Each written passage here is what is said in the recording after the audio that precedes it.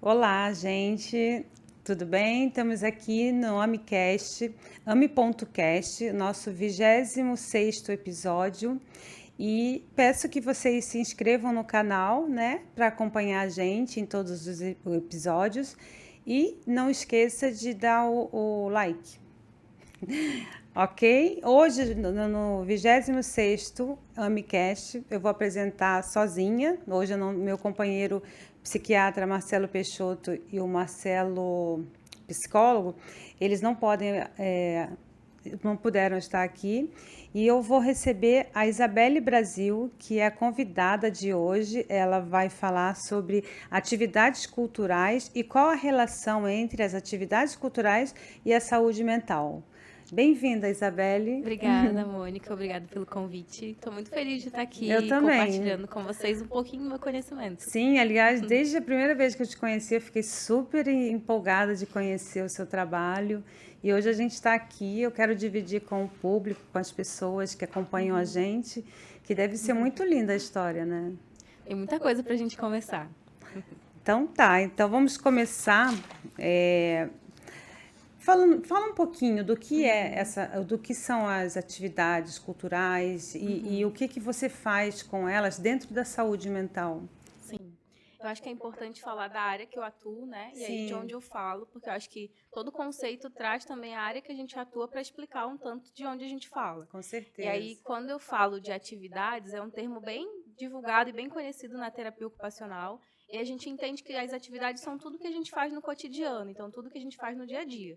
Desde um trabalho, um estudo, Dentro as da terapia relações. ocupacional, quando a gente fala atividades, Isso. aí já está envolvido tudo isso? Isso, todo esse contexto do nosso dia a dia, do cotidiano, das tarefas que a gente assume, ou que a gente quer fazer, que são significativas, ou que a gente é cobrado a fazer, porque está Aham. encaixado dentro da nossa faixa etária, ou do nosso gênero e afins. E aí, quando eu falo de atividade cultural, eu falo desse lugar que muitas vezes a gente fala como uma linguagem artística, né? O ouvir Sim, música, ir ao teatro, ou ir ao cinema, mas que cultura, atividade cultural é, para além disso, a forma que a gente é criado, que a gente herda, e o que a gente aprende ao longo da vida, né? Então, essas atividades culturais estão presentes na forma como a gente come, como a gente cozinha, o que a gente aprendeu no nosso bairro, na nossa família, no nosso estado. Então, tudo isso também envolve esse conceito que é a atividade cultural. sim, que bacana.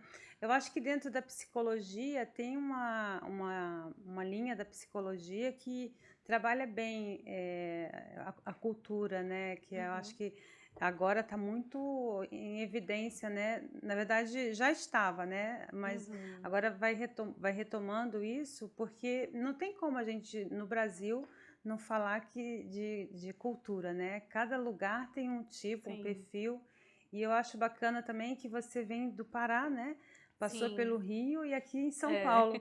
Como é essa mudança, assim? Então, acho São que culturas totalmente, assim, sim. diferentes, É. né? Uma distinta da outra. Sim, acho que o modo de se relacionar, o modo de comer, a relação com a cidade, assim, cada Sim. lugar tem sua maneira bem específica. E como eu sou sempre o fora, que também é um pouco dentro, né, que vive Aham. esse lugar como cidade que está morando, mas que não pertence à cidade, né, de Aham. nascimento, eu consigo observar, assim, como que essas dinâmicas dentro da cidade, essas atividades culturais e de relacionamento vão mudando mesmo. Então, tipo, em Belém, a gente mesmo sendo uma capital, uma cidade grande, a gente ainda tem costume de sentar na porta, de Ah, conversar é? com os vizinhos, Olha que a gente legal. ainda vê as crianças, mesmo que nos bairros mais nobres, assim, da cidade, mas ainda Aham. brincando nas ruas. Então, acho que quando eu mudo para grandes cidades, né, que são grandes metrópoles do Brasil, que é Rio de Janeiro, esse eixo Rio de Janeiro-São Paulo, consigo observar gritantes diferenças, assim, no jeito de comer, na relação com a alimentação. Que em Belém a gente tem uma cultura mais alimentar mais natural, mais próximo de onde a gente pesca, de onde a gente planta. Uhum. Então, quando eu chego para São Paulo, eu só consigo achar basicamente peixe Sim. congelado. Então, para mim já é uma relação Aham. diferente até nesse lugar de observar como que as pessoas se relacionam, né, Sim. com essas questões que é tão natural, que fazem parte do dia a dia, mas que quando a gente é o fora que está chegando, a gente consegue notar assim, E essa para diferença. você entrar dentro dessa cultura, né, você precisa ali meio que deixar o que você aprendeu, né? Isso Uhum. faz parte do seu trabalho na terapia ocupacional? Sim. Tem uma pesquisadora, inclusive, Leone Ramugondo, que ela é uma pesquisadora da África do Sul, E ela fala do quanto que as atividades que a gente faz no dia a dia podem tanto nutrir essa cultura ou essas ações que a gente aprende, que são tradicionais e que a gente pode mantê-las com nossas ações do dia a dia, quanto a gente pode afastá-las. Então, essa pesquisadora fala de um termo que é a consciência ocupacional. E aí, esse lugar de ocupação, no sentido do que a gente faz no dia a dia, nesse mesmo sentido que se aproxima da atividade que eu falei anteriormente, mas a consciência no sentido de que todas as escolhas que eu faço, de o que comer, aonde sair, aonde passear, o que fazer, ou até mesmo dentro da minha própria casa, se eu escolho assistir televisão sozinho, ou sentar na sala e conversar com a minha avó, com a minha mãe, e relembrar aquelas histórias que as famílias sempre gostam de contar, isso são escolhas que a gente pode fazer a partir dessa consciência da manutenção até da nossa cultura da família, do nosso estado, da nossa região. Então, eu acho bem interessante esse conceito, até para a gente pensar a forma que a gente atende as pessoas, né? Sim, exatamente. Então, a gente estava falando sobre as diferenças, né, que a gente percebe, as diferenças da nossa essência e quando a gente vai para outro lugar, né? No caso, quando você saiu do Pará, você percebeu a diferença para o Rio e para São Paulo, né? Você percebeu, você falou da diferença de comida, né? Da forma que as pessoas comem e do que elas comem, né? Mas também tem a diferença, quando você falou das pessoas que ficam nas ruas, né? Que ainda tem isso, né? Que antigamente, muito antigamente, tinha, assim, nas grandes capitais. Mas o Pará, apesar de ser uma grande capital, não é assim, não é o foco do Brasil, né? Não está no foco. Então, dá para a gente ainda vivenciar essas experiências, diferente do Rio e São Paulo, né? Que a população ela é dividida entre os mais favorecidos e os menos, né? Então, os melhor ou mais favorecidos, eles têm a vantagem, né, de se isolar dentro de uma mansão ou de uma casa ou de um apartamento, um condomínio, e os menos favorecidos continuam tendo essa privacidade, vamos chamar, né? Mais nas periferias, né? Não tanto dentro da capital, mas mais afastado. Como você vê isso, essas diferenças na sua profissão? Acho que essas diferenças eu consigo perceber da relação das pessoas com como elas se sentem pertencentes à cidade, à rua, assim. Então, acho que quando algumas pessoas classificam a rua como lugar de passagem e não como lugar de presença ali, de ação, acho que elas se relacionam até com esse lugar de uma maneira diferente. Então, quando a gente observa, sei lá, uma feira que a gente gosta de ir, ou um bar que você costumava ir, você gosta de estar ali observando o movimento da rua, você se relaciona diferente com aquele bairro, com aquela região, não só como uma passagem que você vai ali consumir um produto ou um serviço e vai se afastar e se isolar na sua casa. Mas quando você se vê pertencente àquele lugar, você consegue vivenciá-lo de uma outra maneira. Então, você vai querer estar na rua, você vai querer estar conversando com o tiozinho que vende uma fruta ali que você gosta, e aí você chega e troca um assunto. Então, você vai lidando de maneiras diferentes e cada cidade tem a maneira de lidar. A partir de como elas são construídas, assim, né? Acho que, como você fala bem, toda a capital do país, assim, toda a cidade do país tem suas peculiaridades, então vão se relacionando de maneiras muito diferentes. Na Bahia tem um jeito, no Pará tem um jeito, no Rio e São Paulo tem outro. Mas essa população que ainda é um tanto que tem uma menor renda, né? Essa que a gente nomeia como população periférica, ainda consegue se relacionar com a rua, com esse lugar de que é delas também, elas podem estar, né? Sim. Mas a gente entende que as mudanças às grandes capitais vão ficando um tanto mais violentas, e quando a gente fala em violência urbana, a gente acaba querendo se isolar e se proteger desse lugar. Então, acho que enquanto as cidades e os bairros vão se modificando, a gente vai se modificando com eles também, né? E aí, quando eu falo em atividades culturais, é exatamente isso, assim, não é uma coisa estruturada e rígida, mas são coisas que a gente influencia na construção e elas influenciam na gente, né? É uma troca que a gente vai construindo a partir da vivência, né? Das experiências. Entendi, perfeito. Você acabou de descrever, né? Atividades culturais e a sua relação, né, com a saúde mental. Agora, vamos colocar a saúde mental aí dentro dessa relação, né? Tem até uma pergunta aqui que eu já quero até fazer para você. Existe uma idades ou encontramos atividades culturais benéficas para todos? Acho que quando a gente faz essa pergunta, eu retomo aquela primeira que eu respondi, né? O que é cultura e o que é atividade cultural? Então, se a gente entender que essas atividades culturais são o que a gente faz como lazer, a música que a gente escuta, a comida que a gente faz e que a gente come, o filme que eu gosto de assistir, a música que meu pai ouvia, o livro que minha mãe lia e que isso vai me influenciando também, isso também é atividade cultural. Então, entendendo que essas atividades são tudo isso e muitas outras coisas que acontecem, atividades folclóricas, cantigas, a escrita, a fala, tudo isso são atividades culturais. Então, entendendo que tudo isso faz parte desse universo, não tem como dizer que só pertence a uma faixa etária. Muitas vezes a gente já associa essas atividades culturais às atividades lúdicas, aos jogos, às brincadeiras, e a gente coloca isso no universo da criança, no universo dos jovens. Mas é um equívoco muito grande a gente, enquanto adulto, se afastar desse lugar do brincar e do se divertir, do fazer atividade de lazer, né? Sim. Porque a gente tem diversos papéis, você mesmo sabe disso, a gente tem diversos papéis ao longo de um dia, ao longo da nossa vida. Então, a gente pode ser, agora, as terapeutas, você é psicóloga e eu a terapeuta ocupacional, eu chego em casa, eu sou a Isabelle filha, eu sou a Isabelle mãe, eu sou a mãe de pet, eu sou a mãe de planta. E aí a gente vai se relacionando com esses papéis que a gente tem ao longo da nossa vida e da nossa história, que a gente pode fazer a manutenção ou trocá-los. E aí, isso é uma evolução, né, do ser isso, humano, né? Sim. E aí eu acho que entender que esse brincar, essa atividade de lazer, ou essa cultura só pertence a uma faixa etária, é negligenciar um potencial enorme de experiência na vida, né? Enquanto seres humanos, e limitar essas nossas experiências. Exatamente, porque você vai evoluindo com as experiências, né? E o contato com diferentes experiências é que faz essa evolução acontecer, né? Sim. Muito interessante. Seu trabalho é muito rico com o indivíduo, né? E é uma pena que as pessoas não têm tanto acesso, né? A cultura, a cultura, ela é tão rica no desenvolvimento do ser humano, né? E a gente aqui no Brasil, talvez a gente tenha menos acesso, né? Sim. A essa parte. Fazer mais uma pergunta aqui. Você acredita que as atividades culturais têm sido mais força nos últimos anos? Tenha tido mais força nos últimos anos? Sim. Acho que tem um marco importante, né, na nossa história, que é a pandemia, que foi uma vivência que a gente nunca tinha tido enquanto população do Brasil. E aí a gente percebeu que ficar em casa, não por uma escolha, mas por uma obrigação, era um rompimento importante no nosso dia a dia.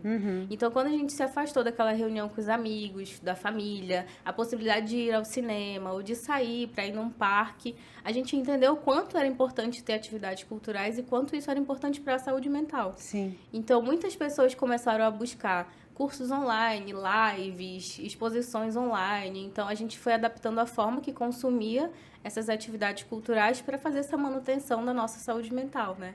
Entendendo que começar a escrever foi uma forma de me expressar ou de ficar melhor enquanto eu estava dentro de casa. Ou as pessoas que tinham que sair para trabalhar, né? Que não puderam ficar dentro de casa, mas que no final de semana tinham a possibilidade de fazer atividade de lazer, de ir para um samba, de ir para a praia e não conseguiam mais, entenderam o quanto que era importante essas atividades que elas perderam, né? Sim. E aí, dentro da terapia ocupacional, a gente tem um termo que a gente chama de luto ocupacional. Então, eu consigo fazer essa analogia, né, com a vivência da pandemia, que não é um luto só de perder pessoas, entes queridos, mas de perder atividades que eram importantes também.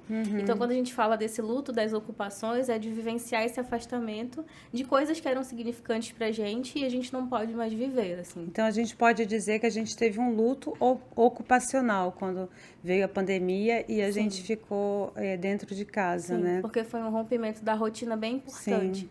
E aí, quando Olha a que gente interessante, né? acostumada a fazer várias tarefas ao longo do dia, muitas pessoas, principalmente os idosos, falaram que começaram a sentir essa ausência, né, dessas atividades, de ir na igreja, de estar com seus deprimiram, amigos. né? Muitas pessoas deprimiram, outras entraram numa ansiedade. Sim. E foi aí que deu um boom na procura, né, de psicólogos, todos envolvidos na saúde mental. Muito interessante, porque mesmo eu dentro da psicologia, eu não relacionava a um luto ocupacional, mas é uma nomenclatura importantíssima, né? Muito interessante. E como funciona a inclusão nas atividades culturais para autistas? Bom. Vamos entrar aí já. Depois a gente volta, que o papo está muito interessante. Mas vamos definir, né, que hoje você trabalha com crianças autistas, né? você tem também mais esse, vamos dizer, mais essa ocupação, né?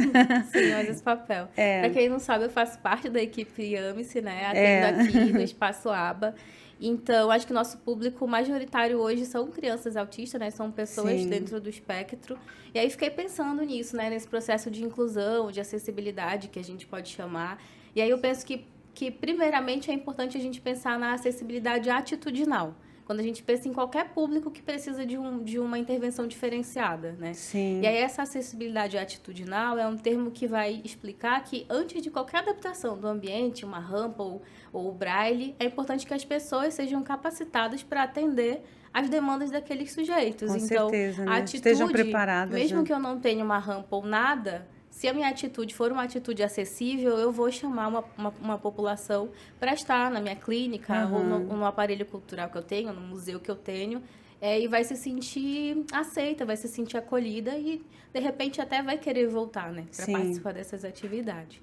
E aí, entendendo que o público autista tem uma questão bem importante com essa mudança da rotina, né, com essa adaptabilidade ao novo. É importante que a equipe saiba que a chegada de uma pessoa dentro do espectro autista já vai ser diferente, porque ela já vai estar rompendo a rotina dela habitual e aí já vai ser um marco, né, dessa alteração, desse processamento que ela faz, né, de organização. E aí, para além disso, entender, respeitar o tempo da chegada dela no espaço cultural. Vamos pensar no museu, né? Se a gente chega no museu, tem uma exposição, ou tem uma área ali que tem música tocando alto, ou tem um jogo de luz adaptado para aquela exposição. Se eu tenho pessoas com sensibilidade sonora ou com sensibilidade a questões visuais, eu vou ter que adaptar essa chegada da pessoa. Então, vou ter que diminuir o volume da sala, vou ter que melhorar a iluminação para a forma como ela se adapte melhor a esse ambiente e vai integrando esses estímulos, né?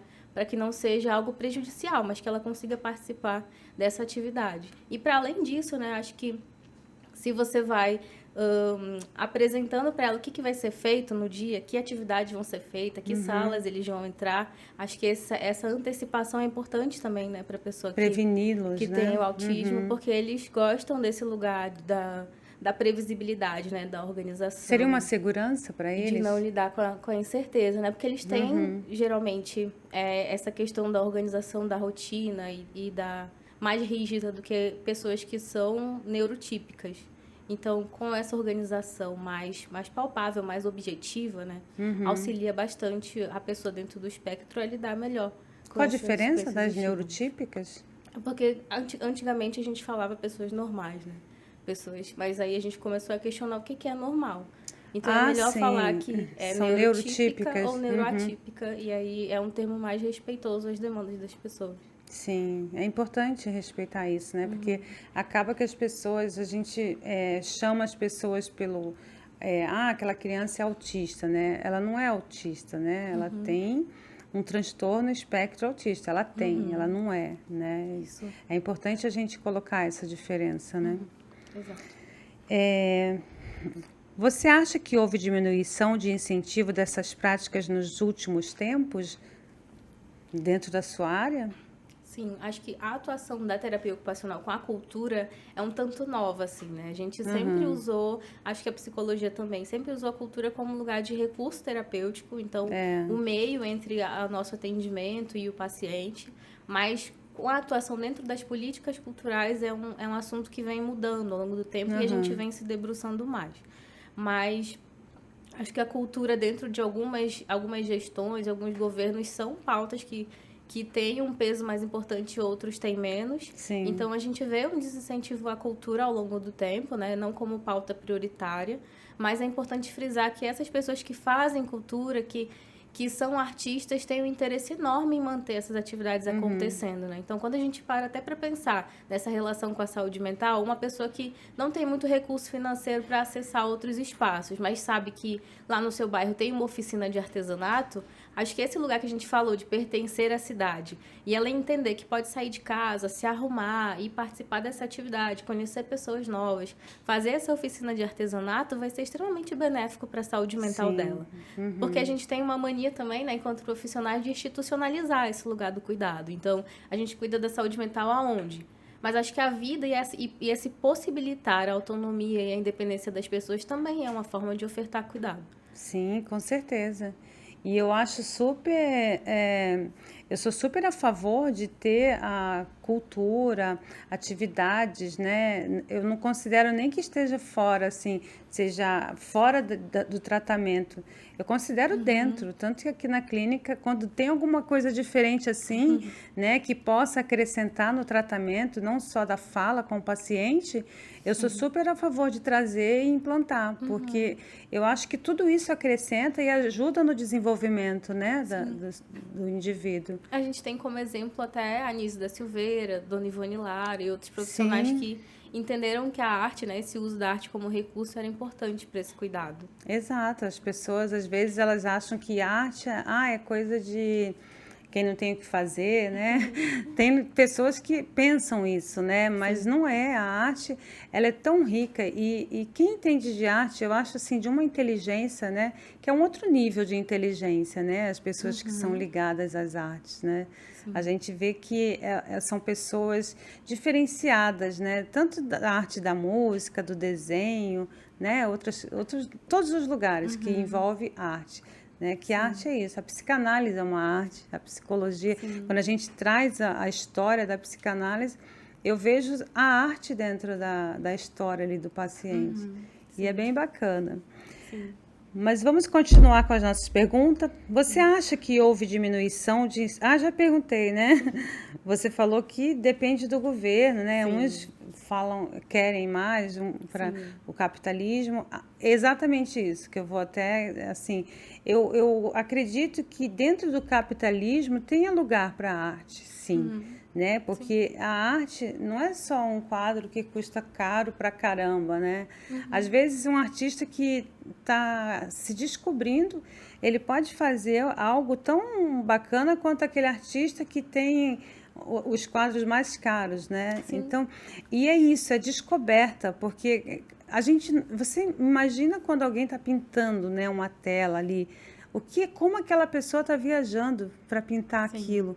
Ninguém pensa, né, quando olha uma obra de arte assim, ninguém pensa que o artista que fez aquilo ali, ele teve muito a se doar, né? Ele pensou bastante. Ele não fez conta de matemática, mas ele também foi fundo, né, no raciocínio dele. E aí tem esse lugar que é a atenção, a concentração, Sim. todos esses aspectos cognitivos que envolvem esse processo de criação também, né? Mas nesse lugar que você fala do capitalismo, acho que até os pequenos eventos ou pequenos artistas movimentam, né? Porque se a gente pensar...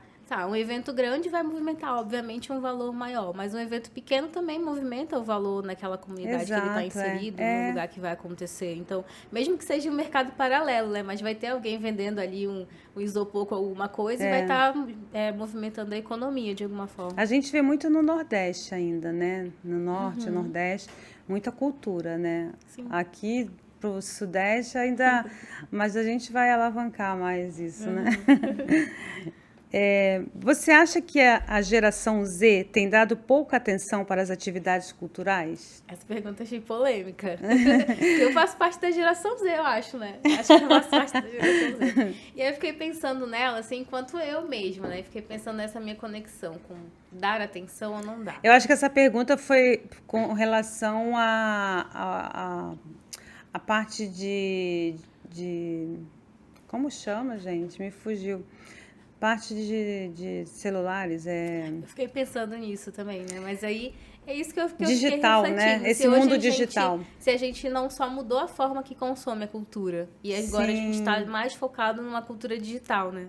E aí eu penso mais nesse lugar de transformação do que nesse lugar de não dar atenção ou deixar de lado, né? Porque se a gente tem vamos pensar assim, às vezes a gente fala que o adolescente, o jovem não liga mais pra família, não quer mais conversar, só fica com o celular, né? Muitas famílias falam isso. Mas acho que é importante entender o que ele está consumindo ali, acho que também é uma forma de cultura, porque muitos canais a gente vê esse boom das dancinhas, né, de outros conteúdos, mas tem outros canais que apresentam outras formas também, até de cultura, de teatro online, de exposição, ou um documentário, ou mesmo que seja um podcast informativo que traz algumas informações importantes. Acho que antes de fazer esses julgamentos de se dá ou não a devida atenção à cultura é entender o que ele vem consumindo, né? Porque Sim, até esse mercado digital também é uma nova forma de cultura, mas adaptada. E a gente é. pode usar isso a nosso favor e até nessa manutenção de culturas tradicionais. Então, como divulgar o que acontece lá no interior do estado do Pará, sei lá. Acho que tem uma comunidade que faz uma coisa legal lá, por que não usar a internet como uma forma de melhorar a voz desse lugar ou dessa atividade? Então, acho que quando eu penso nesse lugar da geração Z ou dessas gerações que vêm tendo mais proximidade com o mundo digital, eu penso na transformação da forma como acessa a cultura ou não. Não diminuiu, então, Não vejo para que você. diminuiu. Ela só transformou em Sim, digital, né? sim. O que ela poderia fazer, ela vai fazer como no presente, né? Mas ela vai transformar isso de uma forma que também se adapte ao mundo de hoje, né? Sim. Não fique só naquela, como se fosse individualista, né? Sim. E aí, lembrando daquela pesquisadora que eu falei lá no começo, que é aquela da África do Sul, a Ileone Ramugondo, ela fala justamente isso, a pesquisa dela foi desenvolvida em uma comunidade com crianças e a reclamação da família é que as crianças não brincavam mais com as brincadeiras tradicionais, elas só queriam ver televisão.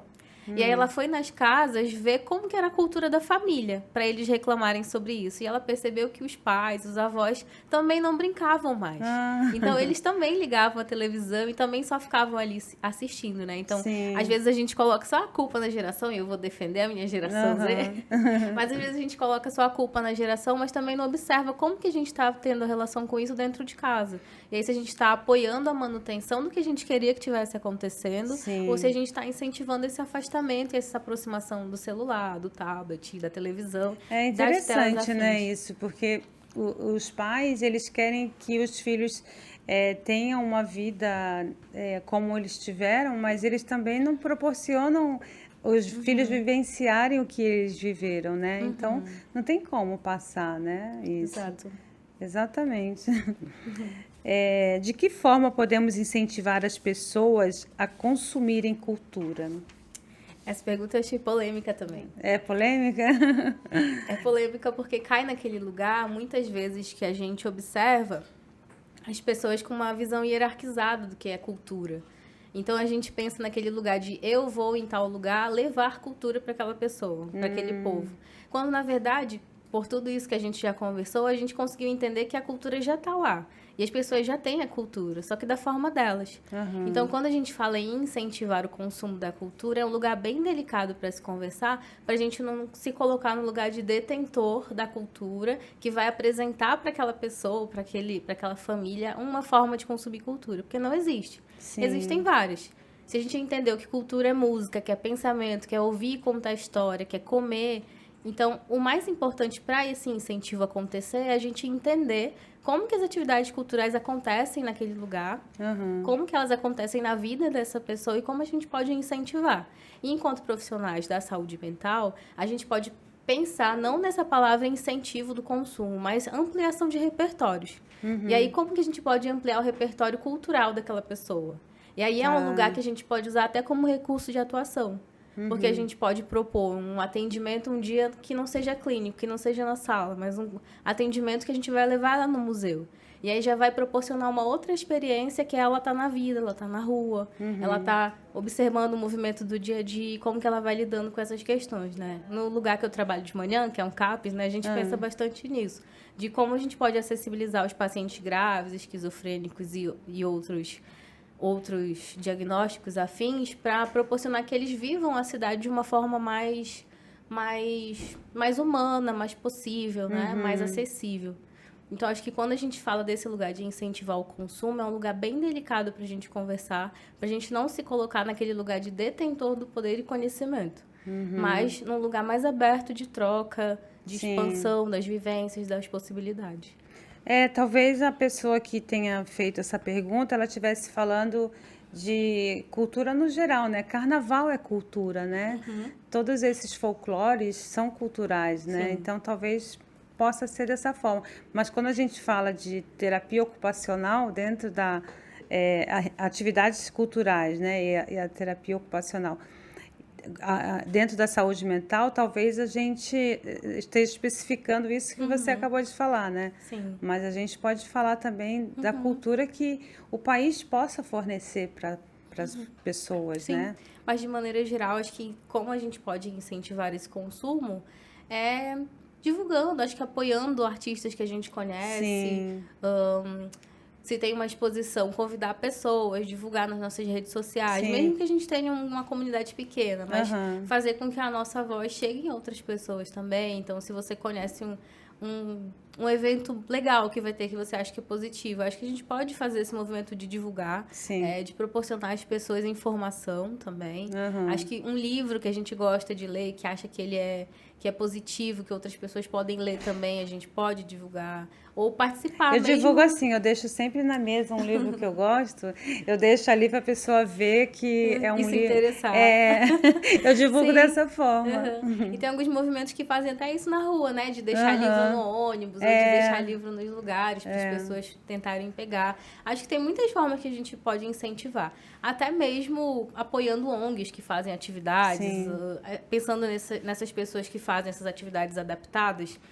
Como que a gente pode divulgar, e aí pensando no nosso público, né, que a gente atende atualmente, como a gente pode divulgar e ampliar esses lugares que são mais acessíveis, que as pessoas vão se sentir acolhidas e pertencentes. Acho que a gente pode fazer isso nos nossos atendimentos, até se a gente vê uma pessoa que está um pouco mais retraída em casa, não está saindo tanto, está mais isolada. Entendendo que a cultura é importante para o cuidado dela, a gente já pode pensar, que lugar seria legal de ela ir? Que lugar será que ela seria acolhida e seria positivo para o tratamento dela também? E aí ampliando essas possibilidades também. Muito legal, né? Nossa, se eu pudesse, eu ficava um tempão só falando sobre cultura. E engraçado que a gente fala assim, quando a gente conversa sobre culturas ou as artes, né? A gente se aprofunda tanto que às vezes a gente fala assim, é um papo cabeça. Mas é um papo cabeça porque a gente se aprofunda, né? A gente usa a cabeça mesmo e vai indo, né? A gente viaja, a gente entra naquele mundo, naquele universo.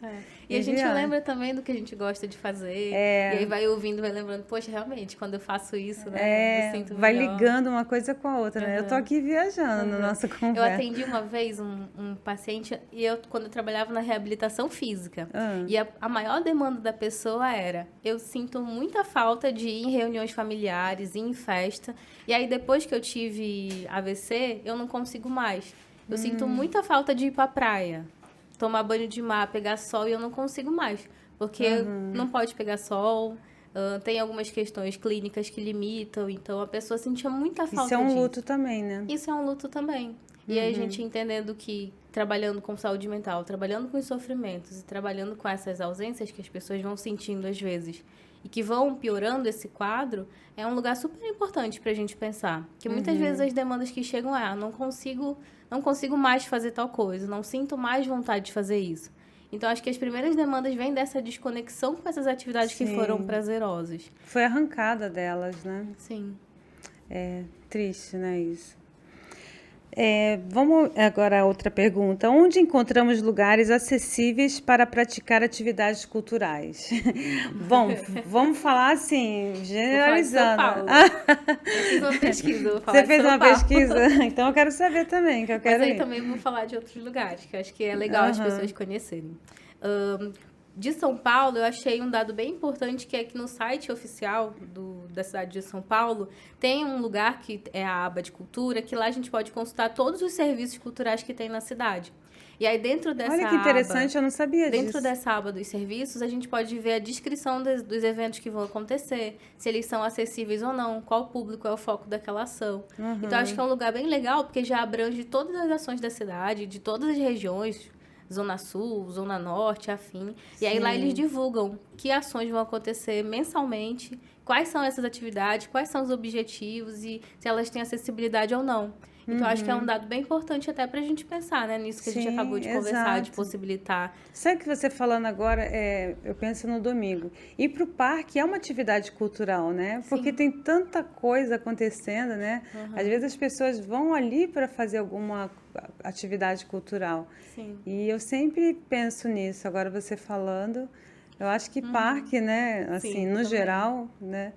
E eu acho que, assim, generalizando, né, os parques, né, de domingo, sei lá, nos dias que são abertos para a população, né, tem sempre alguma coisa acontecendo, É verdade. né? Vai no Ibirapuera aqui, tá sempre acontecendo alguma coisa. Teve um dia que um menininho falou que isso é um evento para ele.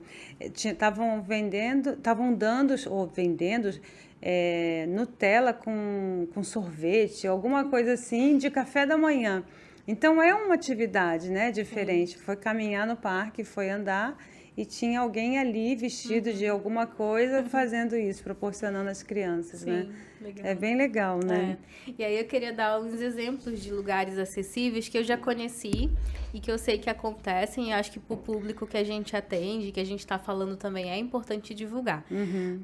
Em Belém do Pará tem um evento que é chamado Tealentos, que é uma feira que acontece no shopping da cidade. Tealentos? E aí é um festival de talentos de pessoas que estão dentro do espectro autista e se apresentam. Então tem pessoas que cantam, que tocam. E aí é um lugar para divulgar as ações da Secretaria da Cultura, né?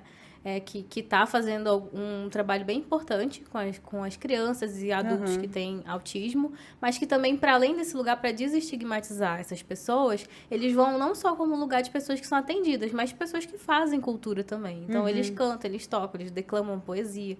Eu acho que é um evento super legal de a gente pensar como que transforma o olhar das pessoas até para essas pessoas dentro do espectro que já são tão estigmatizadas, né? É verdade. E aí, além desse, tem um grupo que eu gosto bastante que chama Din Din Down Down, que é um grupo de capoeira para crianças com síndrome de Down. Nossa, que E aí legal. é um grupo acessível que possibilita outras pessoas participarem. Aonde é esse? Em Niterói, no Rio de Janeiro. Ah, numa E cidade aí- linda, né? Niterói é a cidade mais bonita que tem, que ela vê o Rio de Janeiro todo, né? Exatamente. E aí lá tem esse grupo que pensa as atividades acessíveis, acessibilidade cultural para as crianças com deficiência, para as crianças, mas o foco Nossa, principal. olha aí a dica para as pessoas trazerem para São Paulo, para alguns lugares, né? Eu não sei se já acontece aqui, mas esse eu conheci o trabalho quando eu atuei lá. Eu acho bem interessante. Acho que tem alguns balés com cadeirantes também, que eu já vi aqui na cidade de São Paulo acontecerem. E também conheci uma roda de samba que acessibilizava a participação das pessoas e aí rampeou a área que acontecia a roda para as pessoas cadeirantes, com mobilidade reduzida, com outras demandas, conseguirem chegar lá. E aí, para além disso, construíram um banheiro adaptado numa área mais acessível do barracão que acontecia a festa. E aí, o cardápio, que lá eles vendiam comida também, eles fizeram uma adaptação para leitura simplificada, para leitura acessível e em braille. Então, pensando, né, como que a gente pode, mesmo em um lugar que a gente recebe todas as pessoas, e acho que onde a gente pensa acessibilidade é que facilite a chegada de todas as pessoas, eu acho um exemplo bem legal. Sim. Porque eles pensaram a chegada de mobilidade, do uso do banheiro e de como pedir, né? Porque se eu chego num lugar e vende comida e eu tô com fome, como que eu vou pedir? Deveria ser obrigatório, né?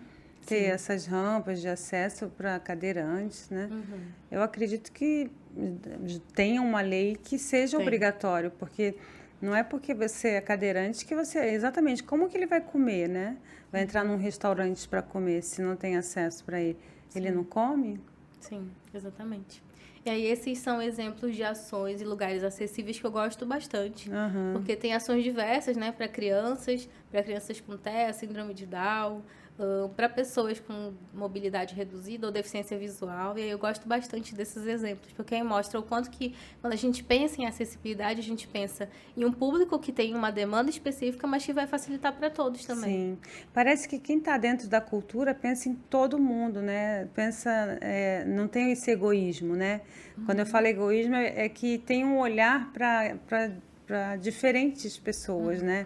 Mas isso vem ampliando agora, né? Acho que se esse movimento acontecesse mais vezes, a gente teria mais ganhos, inclusive. Sim. Mas é um movimento que tem crescido mais agora, a partir dos movimentos das pessoas com deficiência, a partir do uso das redes sociais também, que é um lugar de denúncia bem importante. Sim, Então, isso tem crescido bastante agora. É importante que cresça mais, né? Sim. Bom, quais são as melhores formas para divulgar as atividades culturais? Formas, agora a gente vai falar de formas. Sim, eu fiquei pensando nesse lugar da divulgação E aí eu pensei, quanto que é importante, primeiramente, a gente conhecer o público que a gente quer divulgar. E aí, entendendo onde esse público anda, o que que eles fazem, né? Parece aquela pergunta, né? Onde vive, o que comem, mas de fato é isso, assim. Porque aí, entendendo essa peculiaridade do público, eu vou entender como eu divulgo. Então, se são pessoas que usam mais metrô, se são pessoas que usam mais ônibus ou que usam mais carro, como que eu faço para elas entenderem e conhecerem o evento, a ação que eu estou fazendo, né? Então, entendendo esse lugar, esse perfil do público, acho que é a prioridade para a gente pensar em uma divulgação eficaz, né? Uma boa divulgação. E aí, já linkando com isso que a gente acabou de conversar, né? Se é um público que tem baixa visão, deficiência visual, eu sei que eu não vou precisar usar um banner, eu vou precisar fazer outra forma de divulgação. Sim. E aí, adaptar essas demandas específicas para o público que eu quero atingir também é importantíssimo. Se é um público que tem deficiência auditiva, se é um público autista, se são crianças ou são idosos, aonde que eu vou chegar no dia a dia e encontrar essas pessoas e interromper essa rotina delas com uma divulgação eficaz, né, e efetiva, para elas conhecerem as ações que são para elas também. Sim, com certeza. Nossa, muito bacana, né? Essa coisa de interagir com as pessoas nesse caso, né? Nossa, mas voltando lá no nosso começo, né, da atividade cultural, né? Até tinha uma pergunta aqui. Então vamos voltar através dessa pergunta, que aí a gente volta às nossas primeiras conversas iniciais. De que maneira a atividade cultural beneficia a nossa saúde mental? Vou voltar para o começo, né? Acho que quando a gente pensa nessa atividade, eu penso que é uma atividade que possibilita a expressão. E aí... A expressão. A expressão. Acho que... E a poesia fala muito, assim, pra mim, né? Porque a gente consegue se conectar com coisas que muitas vezes a gente não consegue dizer. Não é dizível, mas a gente sente. E aí a arte é um meio que a gente consegue usar para fazer essa fala não falada, né? Mais uma expressão. Uau, olha aqui. Nossa, até me emociona, porque eu entendo a arte dessa forma, como você colocou aí, né? Através de expressão. Quando eu falo que a gente fica papo cabeça, né? Porque às vezes uma expressão já diz tudo, né? E a gente viaja naquela expressão da pessoa. Sim. Parece que a gente entende a língua que ela está falando, né? Com aquela expressão. Sim. Eu, pelo menos, eu vejo arte assim. Sim. Às vezes eu olho um quadro, não tem nada, mas me traz tanta emoção junto que eu não consigo descrever, assim, com palavras, né? A música também, né? Às vezes a gente consegue ouvir, sentir o que a pessoa tá sentindo ali naquele momento da escrita, ou até música que a gente não entende a letra muito bem, principalmente em outra língua mais abatida, a melodia traz um ritmo pra gente, né? Uma sensação. A gente sabe de quem é, né, aquele ritmo. E é interessante que alguns autores de músicas, né, autores ou compositores, né, de músicas, a gente já sabe, assim, mais ou menos o que ele escreve, né? Sobre o que ele escreve, né? A gente já tem, assim, uma definição daquela pessoa pelo que ele escreve, pelo que ele compõe, né? Sim. E isso também é muito cultural. Você vê que tudo isso está ligado à cultura, porque quando ele escreve aquilo ali, ele está falando dele, né? O interior é como ele enxerga, né? E está vindo aquilo tudo ali através de letra que vai ser transformada numa melodia e assim vai, né? Sim. E aí o quanto que às vezes a música, a poesia ou um quadro também resgata essa potencialidade das pessoas, né? Que às vezes elas não estão se sentindo pertencentes a nada, com capacidade de nada, mas quando elas conseguem concretizar um projeto que seja, uma pintura que seja, ou mesmo que seja um hobby, mas ela consegue concluir aquilo, já é um gás, assim, um ânimo para a gente conseguir outros processos de cuidado, né? E de recuperação na saúde mental. Sim. Agora, por que, assim, com as suas palavras, por que você acha que nas grandes metrópoles não tem muito incentivo e também não tem muito acesso à cultura? Acho que nas grandes metrópoles a gente foca um tanto na produtividade, né? E aí esse lugar de resolver demandas, de agendas, rouba um pouco a espontaneidade. Acho que a arte pede que a gente tenha tempo. E aí muitas vezes nas metrópoles é o que a gente não tem. E aí quanto a gente precisa se dedicar para esse lugar do espontâneo, da criação, Quando você fala espontânea, é porque a gente entra numa rotina, numa Isso. locomotiva, Isso, assim. porque o espontâneo é aquele lugar do encontro. Então, você encontra com algo, você sente vontade de fazer algo e você tem tempo para fazer aquilo. Aham. Ah, hoje eu queria ler tal livro, mas será que eu consigo? Porque eu já tenho que atender isso e fazer aquilo, e aí eu vou passar uma hora no Não se trânsito. permite, né? Exato. Porque E aí tem acho que outras falar coisas. do espontâneo é falar disso, dessa possibilidade do tempo de vivenciar, De então, se entregar, né? de se entregar com qualidade. Sim, é interessante, porque a gente vê mais assim, nos lugares que as pessoas não têm muitas atividades mesmo, né? As atividades culturais, elas estão mais presentes nesses lugares que as pessoas que não têm o que trabalhar tanto como São Paulo. Não sei, porque São Paulo é uma cidade bem rica de atividades culturais, né? É, se a gente for ver, assim, tirar tudo, todo o trabalho da frente, acho que a gente não tem tempo, né? Eu acho que eu tô falando assim uma coisa, Sim, mas eu falo desse mesmo lugar que você, porque a gente não trabalha com a cultura diretamente, né? Então a gente tem que se programar para estar em uma atividade cultural. eu acho que a gente não tem tempo e é uma corrida só, né, em São Paulo. E aí, quando a gente sabe que está tendo alguma coisa, quando você falou assim, é bom se comunicar. Quando alguém posta alguma coisa ou manda lá no WhatsApp, eu falo, olha que legal. Aí, às vezes, até vou pela dica mesmo. É muito bacana isso, né? As pessoas falarem o que estão fazendo, né?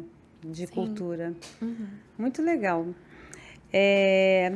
Durante a pandemia, com essa relação de saúde mental, como ficou a quarentena?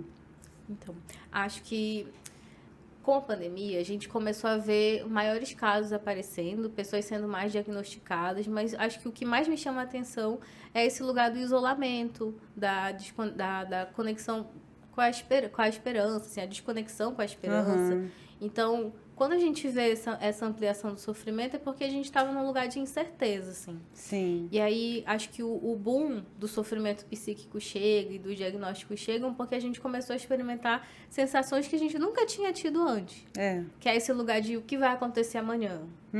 Eu vou ficar bem? Vai ter vacina? Então, acho que foi uma angústia tão grande que acometeu toda a população. E aí, a gente via muitas ambulâncias, muitas pessoas adoecendo. Nossa, era um caos, né? Era um caos da incerteza, assim. Da incerteza. Então, não E tem o que eu como me a gente não lembro, adoecer, né? não tem como não adoecer. E eu me lembro que eu atendia os pacientes e os psicólogos, a demanda maior era a insegurança do povo brasileiro, né? A gente ficou sem um líder para falar para a gente, se cuidem, vai passar, né? Nem que ele falasse, vai passar, Um né? acalento, assim, Um né? acalento. Eu acho que faltou essa sensibilidade, né? Sim. Humana para a gente poder segurar a onda da pandemia, porque não tinha o que fazer. Sim. Ninguém sabia nada, né? Mas a gente, pelo menos eu sei que eu fazia em casa, vai passar. Sim, foi Porque alguém eu tentei me concentrar. E eu acho que os também. brasileiros, isso que incomodou muito e faltou, né? Para a gente poder ter passar pela pandemia de uma forma que, se a gente não fosse atingido, não pegasse o vírus, a gente pudesse sobreviver, né? De alguma forma. E aí teve aquela insegurança também de ver os jornais noticiando os outros países já com as vacinas e a gente sem um teto, assim, de quando que ia chegar a nossa vez. Assim. Acho que isso trouxe uma insegurança muito grande, um sofrimento muito grande também. Porque nós fomos um dos últimos, né? A Sim. ser vacinados. Hoje em dia, agora que está começando e crescendo o número de crianças, né? A idade que pode ser vacinada também. Acho que a gente ainda está um pouco atrasado, né? E a vacina é uma coisa tão importante, né? A gente já nasce sendo vacinado, né? Sim, há muito tempo. Desde o tempo das cavernas. Sim. Muito bacana. Gostei muito do papo aqui. Eu acho que as pessoas vai acrescentar muito para as pessoas. Pelo menos eu vou querer me ouvir você de novo, porque é bem interessante, muito rico. E eu acho que cultura é isso, né? A gente falar mesmo das coisas que acontecem e a troca, né? Sim. Isso é muito cultural. É uma troca de cultura, uma troca de conhecimento, né? Quando a gente fala, pelo menos eu, quando eu conheço alguém e a pessoa tem, assim, uma conversa que desenrola, né? Eu falo, aquela pessoa tem uma cultura rica. E eu acho bem legal. Não é porque não sabe ler ou fala errado. Não, só em a pessoa trazer aquelas riquezas de acontecimentos, né? Isso Sim. também é Sim. cultural, né? E Sim. influencia bastante. Sim. E o nosso país tem diferentes culturas, né? Sim. A gente estava até falando que do Sudeste de Curitiba para cima parece um outro país, né? O Sul, né? Eles têm uma outra cultura totalmente diferente da. Não vou nem falar São Paulo, que São Paulo é uma mistificação muito grande, né? bem misturado. Mas do Rio para cima é muito diferente do Sul para baixo, né?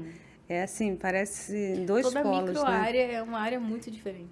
Exatamente. É muito diferente. E eu acho interessante a gente estar dentro dessas diferenças, né? É tudo é brasileiro, né? Sim. Somos todos brasileiros. E a gente que atua em São Paulo, principalmente, porque quando a gente recebe públicos do Brasil todo que vêm para cá trabalhar ou por outras questões e a gente acaba tendo que atendê-los, acho que é super importante, enquanto Sim. profissionais de saúde mental, não ser mais um reforçador do adoecimento. Porque quando a gente vai tentar fazer com que a pessoa se encaixe no que a gente acha que é cultura, já é um processo super difícil. Sim. Então, quando a gente faz o movimento contrário, de a gente entender o que ela tem como repertório de vida, de cultura, como que ela lida com as coisas, com o dia a dia, com a vida dela, acho que é um movimento super importante e potente até pra gente se vincular de uma maneira melhor, né? Nesse lugar do vínculo que a gente fala, né? Do paciente. A cultura é tão importante que quando a gente vai avaliar, né, um paciente com algum transtorno, a gente tem que levar em consideração do lugar que ele veio. Como ele chama, se chama a laranja, a tangerina, de mexerica, De bergamota. bergamota. Então, até isso, porque se a pessoa fala um nome ali que eu desconheço, ele não está prestando atenção, ou ele não está interagindo, está desconexo a fala dele, né? Exato. Mas não, a gente tem que estar atento à cultura, né? Você vê que é importante até nessa hora da gente definir um diagnóstico ali para um paciente, né? Sim.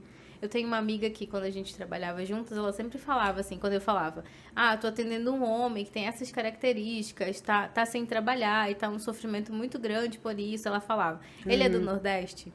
Aí eu falava, por quê? Porque, gente, os homens nordestinos têm um perfil de criação, de desenvolvimento que é totalmente diferente de alguém que nasce aqui em São Paulo. Então, acho que esse lugar do trabalho é um lugar de papel ocupacional, né? Daqueles papéis que a gente falou, que estrutura a identidade do sujeito. Então, quando ele não está fazendo aquilo que é extremamente importante para ele, não tem como não gerar um adoecimento, um sofrimento. Tem até uma música do Gonzaguinha que fala: um homem se humilha, se castram seus sonho é sua vida, e a vida é trabalho. Pois é. E é isso, né? A vida do nordestino é trabalho, é uma honra, né? Eles trabalharem, eles serem os provedores, né? E é cultural isso, né? Então você vê que tá tudo ligado à cultura, né? Não tem como fugir. Não tem. Bom, o papo tá muito bom, mas eu acho que tá na hora, né? E a gente vai encerrando aqui. Foi muito bacana esse podcast. Agradeço bastante a participação. Eu que agradeço. E espero vir outras vezes para contar mais coisas, mais experiências aí. É sempre bom, né? Trazer experiências. Sim.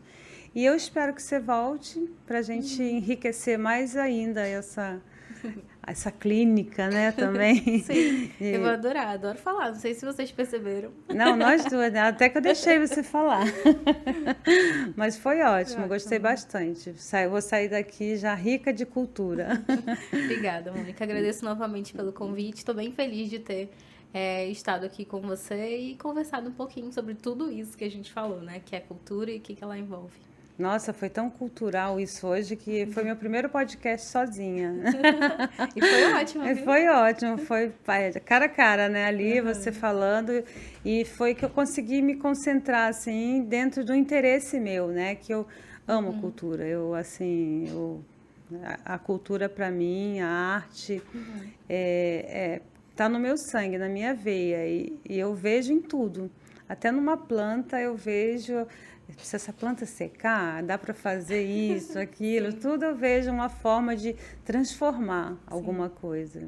Isso aí. Então a gente vai ficar por aqui no nosso podcast. Não esqueçam de se inscrever, né, no nosso 26º podcast. E é só isso? Não esqueçam de dar o like, hein? E se inscrevam lá. Até a próxima, gente.